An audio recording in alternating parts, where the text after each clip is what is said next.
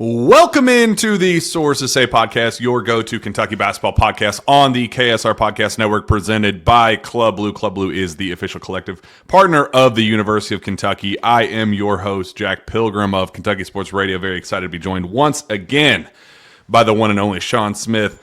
Sean, it's here. It's time.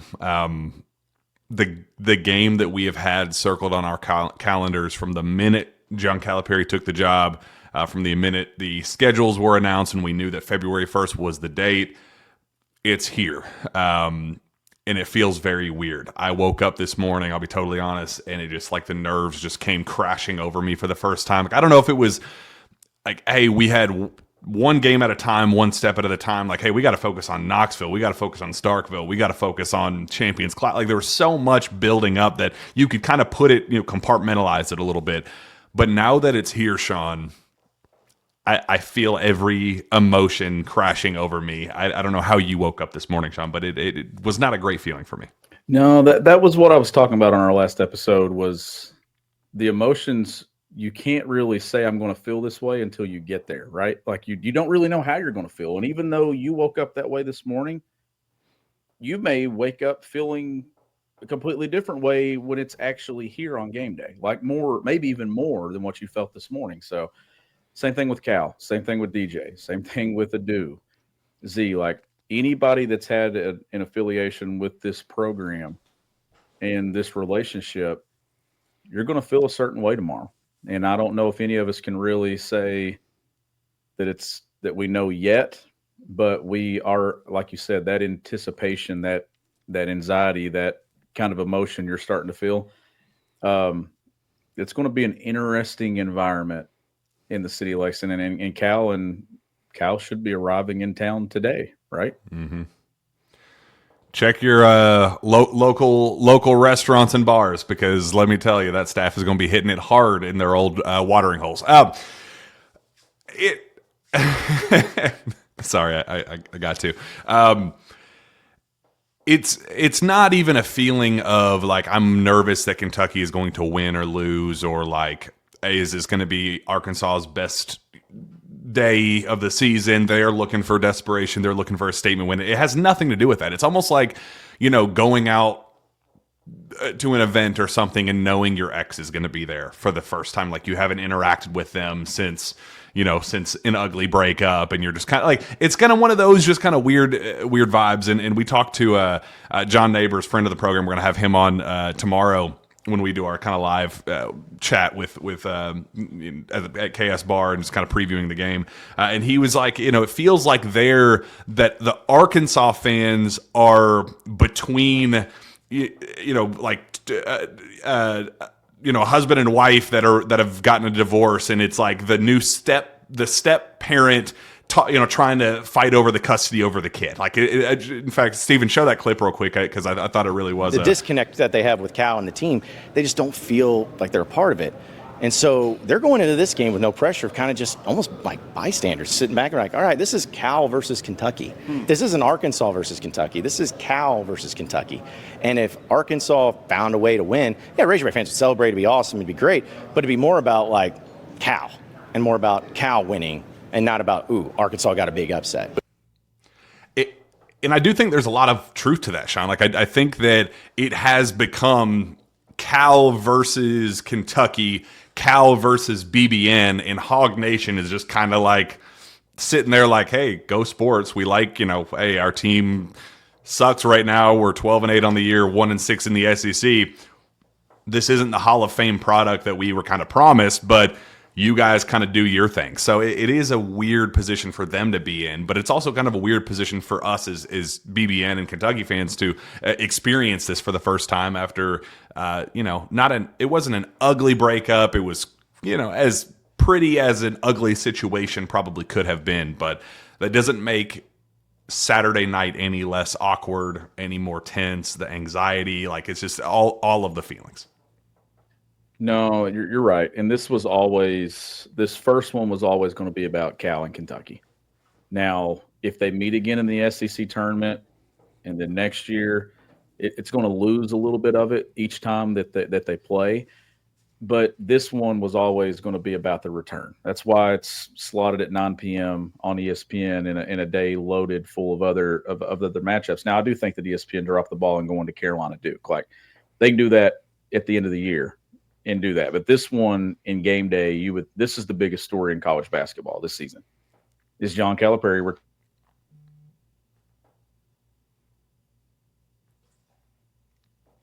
Sean, I think you dropped out a little bit. We'll get you reset. But I totally agree that Arkansas, that the ESPN just decision makers, the suits, whoever was in charge of that,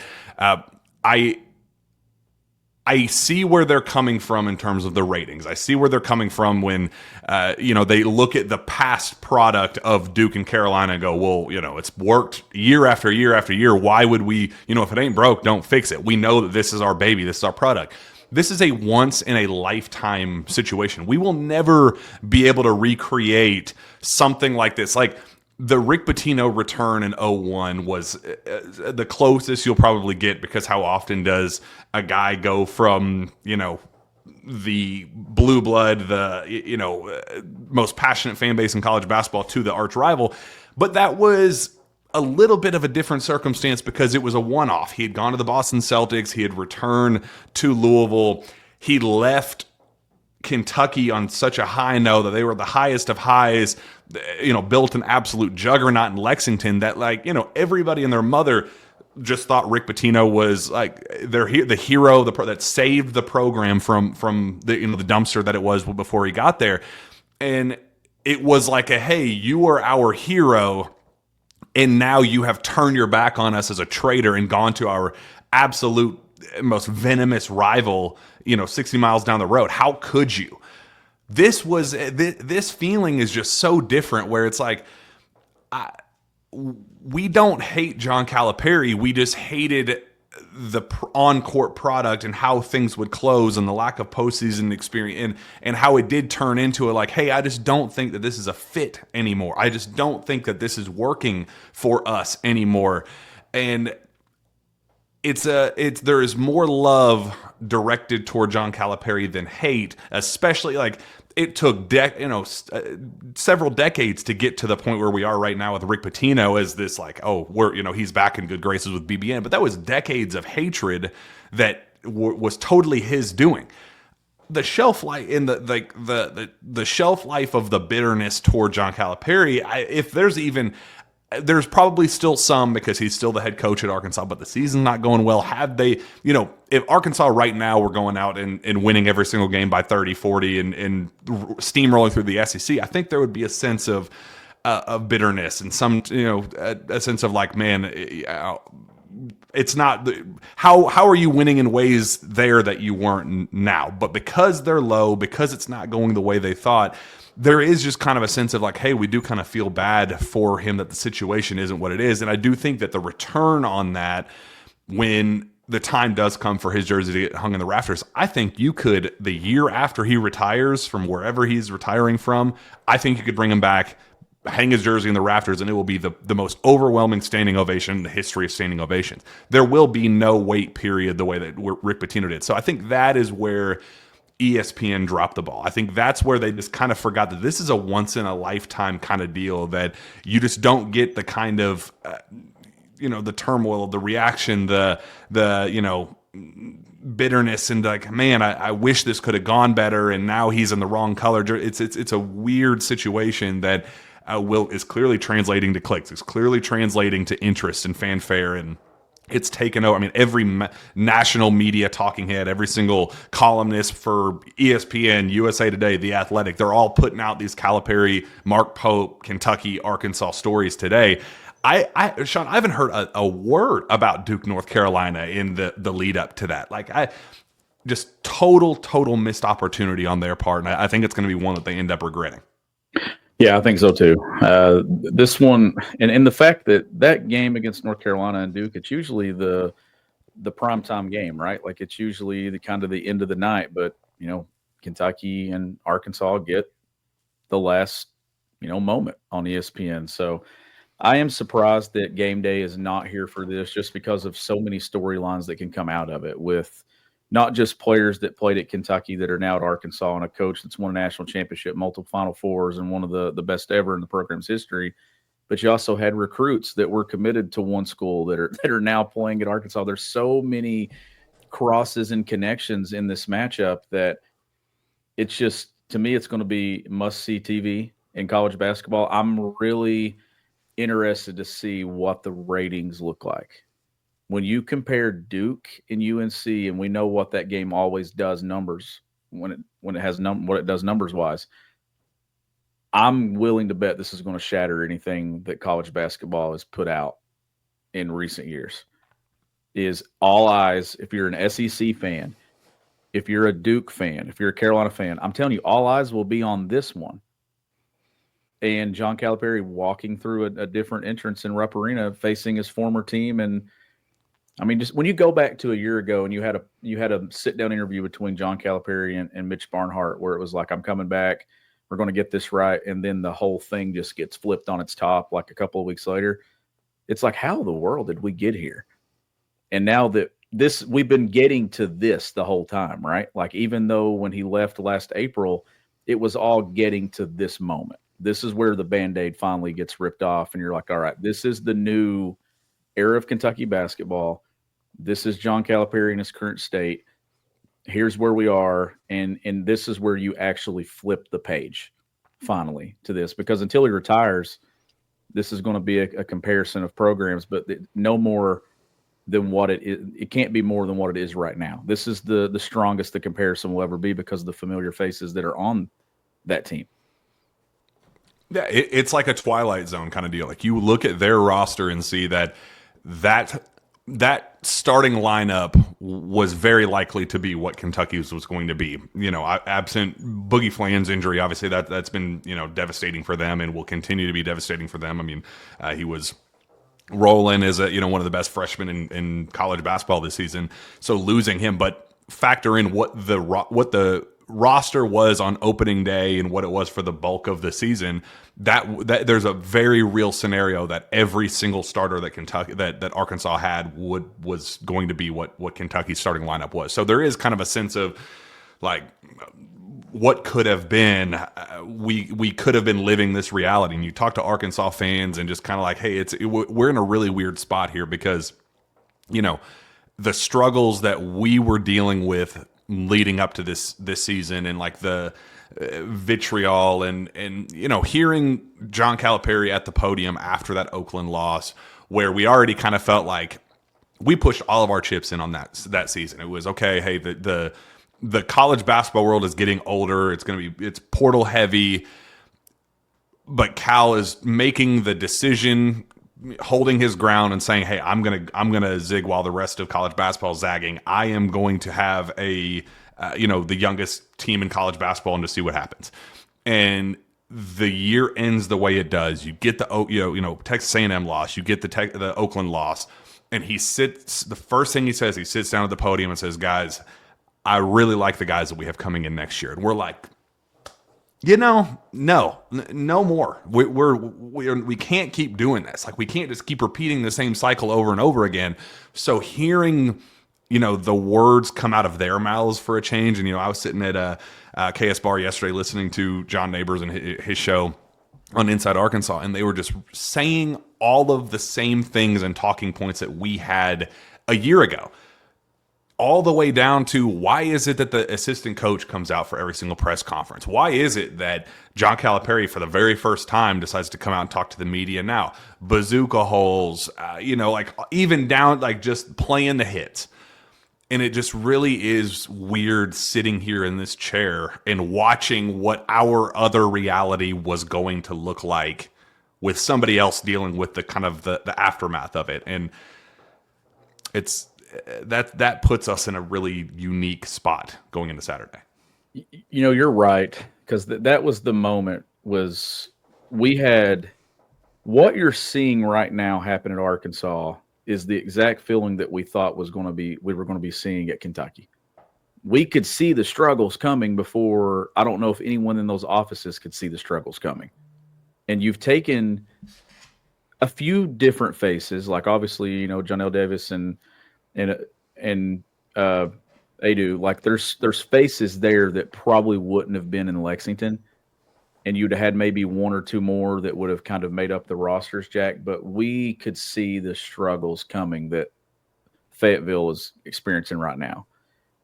We had questions about the recruiting class overall. Like Boogie was great. Like we knew, we were kind of wondering, like, all right, this is not the class that, if the one that you just had of Reed and Rob and those guys struggled to the degree that they did, this one was going to probably even take a step further back. And that was the frustration part of it, is everybody wanted something new. Now, did Cal realize that there needed to be something new? No, I don't think so. Maybe at Kentucky, like I know it's easy to sit down and say, I think you need a new face, you need a new voice, but there's nothing really that's changed from what they're doing on the floor. Like they're doing the same things and stuff. Like nothing's really changed stylistically. But for Kentucky, I'm convinced that if you had that roster staff in Lexington, Kentucky would be 1-6 or very close to it. Like, I don't think that would have been much different from just the changing of the jersey and the location. And that's not a knock. It's just, I just wasn't confident in what it was going to look like this year. And that's why I didn't have much confidence in what it was going to look like at Arkansas either. Just changing scenery wasn't going to do it. So I guess that makes it hard too. I do want to know, on that note, what has gone wrong for that team in terms of the roster construction? Like, what are the specific worries? And I'll be honest, we've probably watched more Arkansas basketball this year than being hyper-focused on any other SEC foe in recent memory, just because of the circumstances. Like we talked about, they're, familiar faces, the Twilight Zone. This was going to be what our reality was going to be like. It's obvious why we would be paying closer attention to this Arkansas team in particular than any other SEC team ever. What has been the kryptonite for this team that on paper they are talented? Adu Thiero is a hell of a basketball player. Big Z is playing better than the version of Z that we saw last year where we said, man, this might be a lottery pick. On paper, they bring in Boogie Flan, who was averaging 15 points a game, now out for the year, but was playing really well. DJ Wagner had unbelievable highs, but, lingering ankle issue and things last year that never allowed him to catapult into what we thought, or at least what, the talking heads said would be a lottery. I never thought he would be a lottery pick, but go down the list, and it's just like it could have swung either way with all of these guys. What has been this team's biggest downfall as an offensive disaster and an okay defense?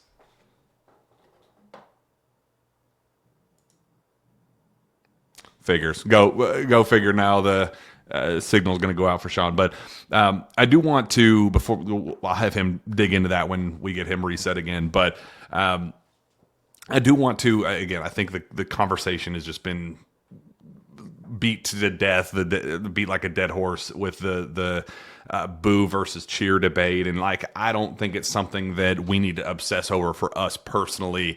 I've shared my thoughts. I made it clear that I will not be booing. I'll give a nice little golf clap. I will, support the guy that gave me a ton of incredible memories and all my most beautiful memories as a Kentucky fan. But I do find it interesting that, John Neighbors, again, we asked him, interviewed him yesterday and said, hey, what's your take? Do you think that this guy walking into enemy territory now, despite all the love, despite all the good things and the good vibes that he has provided, what's your take as kind of, again, the guy in the background, not in the middle of the Cal versus BBN debate, just Hog Nation as a whole, just taking a step back as a secondary, tertiary figure in this.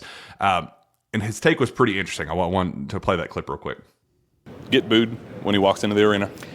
I would boo him. If I was a Kentucky fan, I would boo him tremendously, because it's a very much of a you're either with us or against us mentality. I know Arkansas fans have that, and I'm sure Kentucky fans have that too. With us or against us. You did great. You had some great things. That's all well and good and great and grand and wonderful, but you're against us now. You chose to do that and to go to this place that's going to play us. It's not like you just met in the tournament and you had no issue. Like, you chose that. So you knew what was coming. I think that's fascinating, Sean. I really do, that just from an outsider's perspective, that they are just like, I don't know why you wouldn't do that, but it just feels like the loudest voice is the, friends of the Dick Vitale, for instance, was one of the people that today said, I hope people are kind to him and, give him the respect that he deserves. And it's like, I don't think it has anything to do with whether we love him or hate him or what. It is the opponent. It is a rival. Like, I don't know. It's a weird spot for fans to be in. Holding my breath here just in case I get cut out. You're good. No, it is a weird spot. Like, it's a weird spot for everybody to be in. And like, everybody's opinion, is different on this. And I think if you'd asked me 2 months ago, I'd have said, yeah, boo him. But then as I've watched him struggle at Arkansas, it's hard to see him struggle. Like, it's just hard for me. Like, it's really hard. I don't know if that's the coaching side of me, if it's the fan side of me, or if it's kind of a caught in between of both, Jack. But there will be people that will boo. There will be people that will cheer. And I think that's okay. That's what sports is, right? Like, Rick Pitino got booed when he came back. Rick Pitino has since been cheered. John Calipari will get booed tomorrow. I'm going to predict it. There will probably be more boos than cheers. And at some point he will be cheered again. Like, that's just how I view it. Now, will it be a weird night for him? Yes. He will have the most emotion of anyone going into this, more so than fans, I think. Because in his mind, Jack, if you would have sat down 12 months ago and had a conversation, I don't think that he would have ever thought he would be coaching at Arkansas and not at Kentucky this year. Maybe ever. So that's a lot to process, that maybe if you haven't unpacked it yet, you might not really start unpacking it until you get here, because it's not really something you can prepare for, to know how you're going to feel going back to something that was once yours. And he's said it. There's no place like Kentucky. It's the greatest job. Like, it's hard to go coach another school to play against the school that you have deemed as the best job. Do you think him softening his stance and talking to the media yesterday, do you think that has changed any? Like, there was a thread on KS Board about it where he was like, I bought tickets to this event. Once it was scheduled and the idea of this game came about, I have never been more excited to get to Rupp Arena and boo a man in my life.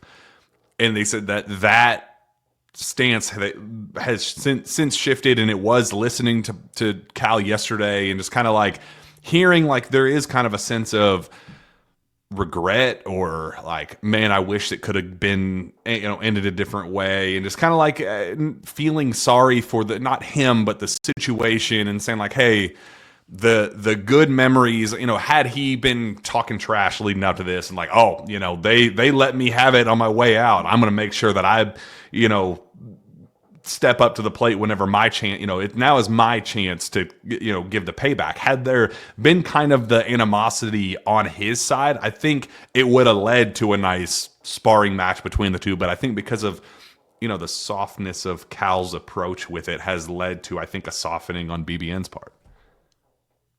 It has. And if John Calipari could somehow, this game just not be played tomorrow, I bet he would be perfectly fine with it, of not having to do this. Like, just, you lost all those games and stuff during COVID cancellations, but like, if there just was some water leak or something, you can't play it at Rupp, you know what I mean? Like, just something crazy that happens, I'm sure Cal would be like, oh no, we don't need to make that one up, it's fine. But the closer you got, it's easy to talk about it early. When you had the change and he's got a press conference at Arkansas, it's easy to talk about, well, this is the way things are now. Wish Mark Pope well at Kentucky. But that's because you weren't having to walk back in. But now that you're having to walk back in, and not only are you walking back in on the opposite bench, you're having to see, and I'm sure, I don't know how Cal feels about what Mark Pope's doing at Kentucky, but at some point, and we'll get into this as we go, but in my mind, at some point, I would love to see Kentucky's competing for a national championship down the line, and you've got Rick Pitino, Tubby Smith, John Calipari all sitting in the crowd somewhere. Wouldn't that be awesome? All side by side. And everybody just kind of in an agreement that this is still ours. But tomorrow night, he has to look down the sideline and see someone else leading what was his program. That is a tough thing to do. Mark Pope doesn't have any type of emotion with this, I don't think. I don't see where there's any emotion. Now, is there pressure? I would say yeah, because if you lose this one's probably going to leave a bad taste in a lot of people's mouth. Like, that's the pressure. I don't know if Kentucky's team can feel the pressure. I think the majority of the pressure is going to be on Cal and DJ and those guys that not have a recruiting tie to this program, but have an actual tie to wearing a jersey and playing for this fan base. Because in the back of their mind, and that's the one thing I don't want to see. I don't want to see DJ Wagner, Z, and those guys get booed at all. Don't boo those guys. Like, if you want to boo Cal, like, you can, like, that's different, but don't boo the players. Like, I just, those guys gave you everything that they had in this program. It was really weird being in Madison Square Garden for that Ohio State game, and when Aaron Bradshaw checks in for the first time, coming off an injury, his situation gets cleared, and checks in for the first time, and the boos were loud, directed toward Aaron Bradshaw, and that was the first time for me that it was like, oh, okay, this might get ugly for even. I mean, BBN might boo Kareem Watkins for all I know. And that's a lot, right? Like, that's the stuff that I don't want to come out and say it's not possible for Arkansas to win this game, but like, the mental side of this is there's going to be so much on their shoulders. I mean, Big Z had his introduction to college basketball in that building when he just went bonkers against Georgia. And he could be booed the following year in that same building. Like, that's a lot to process, man. And DJ, and I mean, you got coaching, you got the coaching staff. Like, it is just a weird dynamic that you don't see much in the collegiate game, especially now that we're in a transfer portal era, where you got a legendary coach and you got guys who were leading the charge for you on the team last year that's wearing another jersey in the same league that you play in, against a team that in the 90s probably was your rival in your league. Not as much in recent years, but getting back to that now, just because of the connection that you have with a coach and coaching both programs. But I think all the pressure's clearly on Arkansas. But if Arkansas were to win this game, that's a right call. Like, it will be more about Cal winning it than Arkansas as the team getting a second SEC win. It will be, all the talk will be about Cal. Yeah, I agree. Before you cut out one of the first time I was talking about just the personnel with Arkansas and what is not working. What is the reason things have gone south, and kind of could have gone both directions for a lot of these guys and just hasn't worked. Even down to like Jonas Adu and John L. Davis has been a disaster, and just all the different little things where it could have, like, hey, there was a path for this Arkansas team to be pretty darn good, but everything that could have gone wrong has. Why do you think that is, after watching them as extensively as you have? Well, I've always thought that this roster was clunky to begin with. That it had a lot of clunky pieces that I thought didn't really necessarily fit well together, didn't shoot it well enough. Now, John L. Davis is a mystery to me because of the numbers he put up. And this just goes to show you there's no for sure things in the transfer portal. That just because someone was good and had a really good number somewhere else doesn't mean they're going to move into your program and have the same productivity or even better, which kind of makes you very appreciative of what you're seeing Kentucky's transfers doing. That individually, a lot of those guys have increased their level of play. Like Lamont Butler, when healthy, is a better version of himself. That's a guy that hit a game winner in the Final Four that has taken his game to another level. Amari Williams is doing things and showcasing his game. Ansley Almanor, on down the list. Otega Owe is the surprise guy, right? Like, you don't always get that. So when you go over to Arkansas and you look, it's not been that way for their transfers. Boogie was great. Like, Boogie, I wanted Boogie on this roster. Mm-hmm. Like that's how good I think Boogie is. Adu Thiero has been excellent. Can't say enough good things about what Adu has developed into in college. That's an NBA guy. But you've also had guys that haven't taken that huge step for them. Z, obviously, minutes. There's no consistency there with a role. DJ is DJ. I think DJ is a good college basketball player that does some things. I'm not sure about how much NBA potential is there for his game, but I just don't think that roster has been. I thought it was clunky. I thought from a stylistic standpoint that it was going to be hard for them to score. We've seen some of the defensive issues that you saw at Kentucky continue to carry over there. And that freshman class outside of Boogie, they've had moments, but we had questions about that class that was coming into Kentucky, didn't we? That was probably where the with biggest Jaden red Quaintance flag, and Somto. Exactly. That was where the red flag was at about getting better. So I just think that when you look at it, what we thought was going to be Kentucky is what we're seeing at Arkansas. You're just seeing it at a different place. And I mean, he's got good pieces coming in, but this one just was. I just had a feeling this was not going to be a tournament team at Arkansas. I didn't think they'd be 1-6 in the league, but I had a hard time buying into the vision that they were an NCAA tournament team on paper. And they beat Kansas in an exhibition, and everybody got all out of whack because of that. But Kansas had guys out, and it was October basketball. Nobody's at their best in October, so a little misleading probably. I do wonder, and we hinted at it, but the pressure on John Calipari, the pressure on Kentucky, but more so like the fan base, and I guess Pope. There's pressure on Pope to go win this game, but zero pressure on the Kentucky players. I mean, I thought it was kind of cool that even despite a total different coaching staff in Fayetteville, going into the year, Jackson Robinson singled out Arkansas and said, that's a game that I have circled on my schedule. I've wanted that game from the minute I left that program. So it's not Eric Musselman, who he has bad blood with. I mean, he does that is who he has bad blood with, but even with the source of the bad blood leaving, it's just something about that red, something about that Razorback logo, something about that Arkansas name that just drives him up a wall.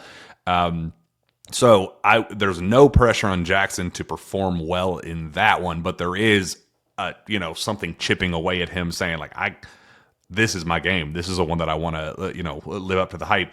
And even pressure on BBN and hey, there was a lot of back and forth emotions with his departure and people saying he needs to stay, he needs to go. There is kind of a lot of who wins that internal, that civil war that BBN has had from the beginning. So what is the most important factor of it? The pressure on Cal, the pressure on Pope, the pressure on the fan base, or the lack of pressure that the players feel? The lack of pressure that the players feel, because that's what's going to decide the game.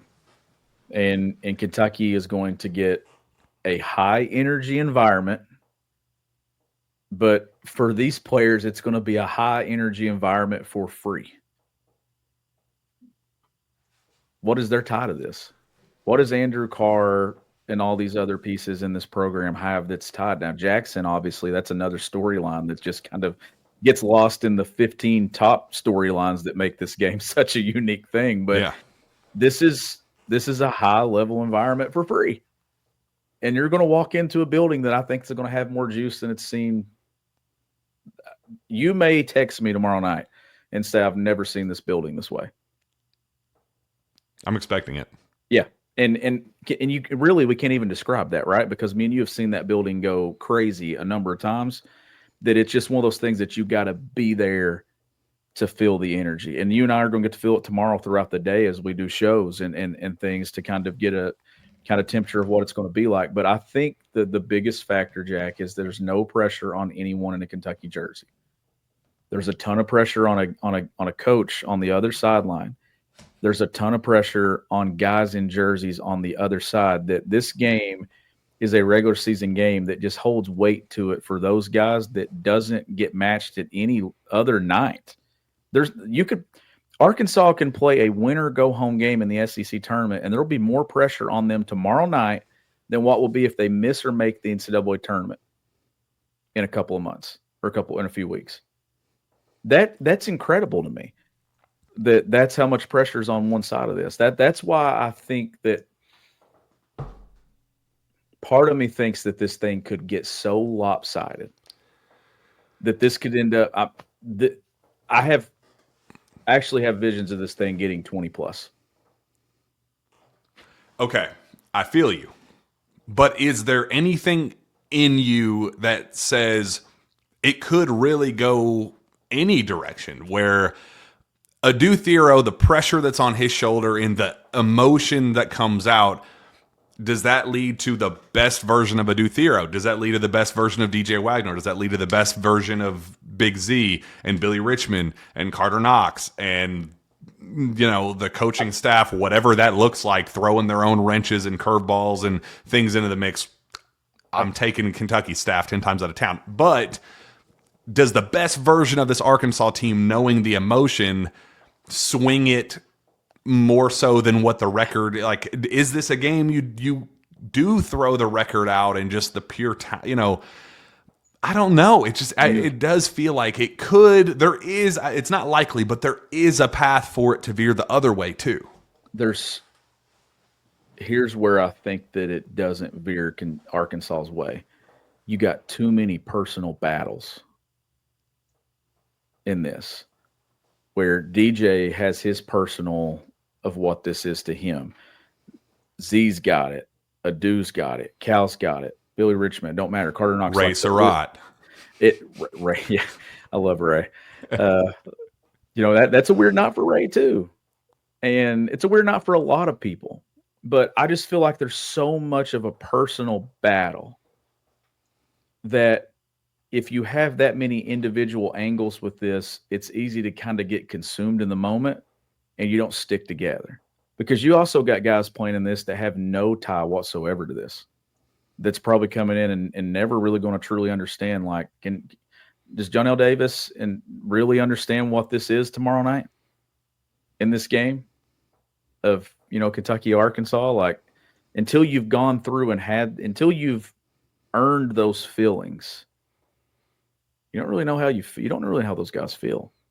And that's hard to simulate. So that's why I think Kentucky just has nothing but another basketball game on February the 1st. That, sure, they know the magnitude of John Calipari coming in there. Mark Pope, to me, it's about keeping things as normal as possible for the next 24 to 48 hours for Kentucky. And I'm sure Mark Pope and his staff are doing an excellent job with that. It's business as usual. For Kentucky, it's different. Cal's coming to a place where he's not sleeping in his bed on Richmond Road. He's in a hotel. And DJ and those guys aren't staying at the lodge. They're staying in a hotel. That's a whole lot to process. You know what really pissed me off? If it wasn't Adou, it wasn't Z, it wasn't, go down the list, DJ, Billy Richmond, Carter, if it wasn't any of those guys, and it was John L. Davis going for 30, Trayvon Brazile going for 20 and 10, something dumb to muck up, like, hey, this is a battle of, the name brand guys, the familiar faces, the familiar names, the signees, the battle of the storylines. And then it's some, guy who has no rooting in, like you said, no tie to this. Trayvon Brazile's at least had this matchup before. But like a guy like John L. Davis, where he's like, this game doesn't mean anything to me. I don't care about Cal versus BBN. I don't care about Mark Pope. I don't care about Big Z's, introduction and what it meant for him to make his, debut in Lexington. I don't give a damn about any of that stuff. I'm going out to hoop. And that would be the one scenario where it would be like, man, what a buzzkill. Like, we put so much energy and effort into this matchup, and it leads to the guy who sucked all year finally finding his groove. And that's where, though, these guys can get caught up in that individual trying to prove something, right? And then you lose yourself and you're going one-on-one, and that's when things can get ugly for you and it goes the other way. That's where Kentucky's just got to stick together. And it's a unique game. It's a game that if Kentucky wins it, it doesn't really do much for you resume-wise because Arkansas is not a tournament team. But if you lose it, this would probably on paper be your first bad loss. I know the Ohio State game doesn't look great. But you've kind of flipped some, right, that do look good, like Louisville looks better and better. But this one would look bad.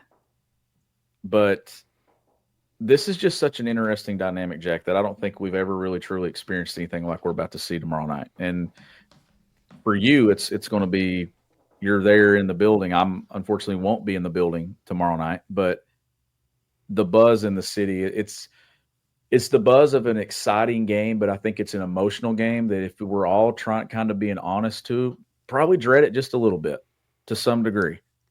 Because one, if you're wanting to boo Cal in the back of your mind, you don't want Cal to win this thing because then you're going to have to live with it.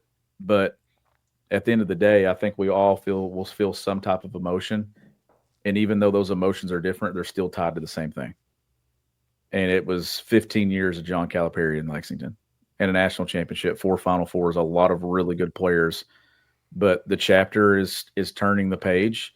But this chapter officially gets turned tomorrow night. That's where it finally becomes – this has been a 9-10 month thing, Jack, where we've been waiting on this day. We waited on that schedule to get released, and we circled this one. And I had this – I need to go back and see how I ordered my top 5, but if I'm not mistaken, I think I had this number 1 game on my 5 that you had to win just because of what it meant. Because you don't want Cal to get the edge. He already recruits his tail off. He's going to continue to do that. But can you imagine Arkansas's 1-6 team coming into Rupp and beating a top 10, top 12 Kentucky team, and he goes back home to Fayetteville and he's like, "See, told you it wasn't me." I mean, that's how it would unfold. Like it is how it would unfold. Yeah. So it's interesting, man. It's enjoy it though. Enjoy the moment. Enjoy the feelings because only sports can give us this. Only sports can give you this. No thanks to the College Game Day crew. No thanks to the College Game Day crew. But if anybody were getting booed, it would be our buddy Seth and Jay. Like those would be the guys probably getting the booed the hardest if they went. I'm sure they were probably thrilled they don't have to be Lexington. And I'm a Seth Greenberg guy. Like you guys know that I am on the wrong side of this rivalry with Seth Greenberg because Seth's my guy. He's been on this show like 4 times. Like I love Seth Greenberg, but man, and we've texted back and forth about it. We've talked about the ins and outs of it. He's explained himself. I love him. I'll never have a negative word to say about Seth Greenberg. He knows how I feel about him. I'm a fan, but that doesn't mean he's not in the middle of the biggest freaking back and forth in the history of mankind. If you say stupid stuff to Seth, stop. You're better than that, BBN. Like don't the personal stuff. Like if you have something to say and complain about the Coach Cal love fest every time, like I understand that, professional side of things, but don't get personal. That's dumb. We're better than that. Oh man, have the nerves set in with you at all? Like, has it gotten to that point yet for you, or are you still feeling loose? I still feel loose because I just don't see Kentucky losing the game. But again, I don't think it has anything to do with winning or losing. Like it's like we've built up this event for so long in our heads, and it's finally here, and it's kind of like, oh man, like I can't believe that we're actually going to witness this thing that we've talked about for so long. It's weird. Obviously, I can't compare that. Like mine is such a small comparison to this, but like I've coached at a school and left a school and went to a rival school and then had to go back and coach and the same kids, and it was weird for me in a very small community. So I can't imagine a whole like Big Blue Nation, but it's going to hit me tomorrow when we're sitting at KS Bar. That's I think so too. Hit me. It's hard. Like I'm one of these guys that as a coach, game day for me, my nerves don't really hit until about an hour or two before games. And even though like our kids and my group's always prepared, and I feel like I've prepared them, you still have that anxious feeling in the pit of your stomach that you're like, what if something goes wrong? Like my game day nerves are where it's at for me. And I think that mine will hit tomorrow. I guess what does the matchup look like? Your keys to the game, like in terms of winning the game, what does that look like for Kentucky? How do they go out and get the double digit? They're the 11.5 point favorite. What does that look like for you to get that done? Be you, just be you. Be who you've been. Don't change it for this one game. And Mark Pope's messaging has to be the same. Like whatever Mark Pope's message was when Kentucky went on the road to play Duke in Atlanta, whatever the message was going to Knoxville Tuesday night, you got to keep it the same. You got to understand the history. And Mark Pope, I feel like, does an excellent job with the history of this program. There's probably been a discussion in the last couple of days to sit down and say, look, this was Cal. Like, and you all know, they know this, right? But I'm sure there's been discussions, but keeping their vision moving forward and understanding that at the end of the day, Jack, this is Kentucky versus Arkansas. This is an SEC game. This is one single SEC game in an SEC schedule that determines seeding for the SEC tournament. That the messaging being consistent for Mark Pope, I think, is probably where it starts. But he's got a veteran group of guys that have played a lot of college basketball, that have been in different programs and understanding moves and transitions to new things. And this is just another game that's going to be a lot of fun. All right, let's wrap this thing up. Final score prediction. Let's do it. Final score prediction and game MVP. Kentucky 91, Arkansas 76. And holy crap. MVP for me will be Otego away. Damn. I just did my official prediction with KSR, so let me make sure I get the exact score correct. But I am predicting a win. I'm going 75-67. And I just do think that it's going to turn into a rock fight. I think it's going to be some ugly, nervy stuff to start with. I think it's going to get tense and it's going to lead to kind of a sloppy start. And I do think that as tight as things are to start with, I think the gap kind of spreads and it just turns into, I don't think they cover the spread, but I do think that it is a solid, comfortable win for the Cats. And I'm going to go Jackson Robinson as my MVP. I think that he's going to be able to get it done against his former team. So much of going into it for him, and he's really excited to, kind of prove himself that he can do it against his old team. And we saw him play very, very well. Similar situation with Texas A&M. So I think that's how it's going to unfold, Sean. Let's do this. Saturday, we will be live at 1 o'clock, KS Bar. Come join us. Come be a part of it. We want it to be a celebration. It's going to be a live remote for us. Be there, celebrate with us, talk, chat, have a beer, enjoy yourself and kind of enjoy this moment. We don't get this very often, whether College Game Day agrees with you or not. Who cares? We get this moment for the first time forever, and don't let anybody take that away from you. Go celebrate, enjoy all day in Lexington. It's going to be an all-day celebration. We're going to kind of set the mood, set the party there at KS Bar. So join us. It's going to be me. It's going to be Sean.